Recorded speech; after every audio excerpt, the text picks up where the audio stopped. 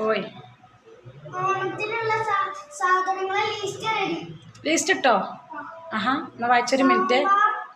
List ഇട്ടോ? എന്നാ വായിച്ചേ. സാമ്പാർ കഷ്ണം 1 kg, പപ്പടം വറക്കാൻ പറ്റിയത് 2 പേർക്ക്, ചോറ് വെക്കാൻ പറ്റിയത് അരിയുടെ പേര് പച്ചരി 1.5 kg, പായസം വെക്കാൻ പറ്റിയതിൻ്റെ പേര് പാലട 4 kg, പഴം വറക്കാൻ പറ്റിയതിൻ്റെ പേര് പച്ചപ്പഴം 8 കൊല, അവിയൽ വെക്കാൻ അല്ലറ ചില്ലറ പച്ചക്കറി. എത്ര കിലോ? 6 kgയോ? അരി കുറച്ച് നന്നായിട്ടോ.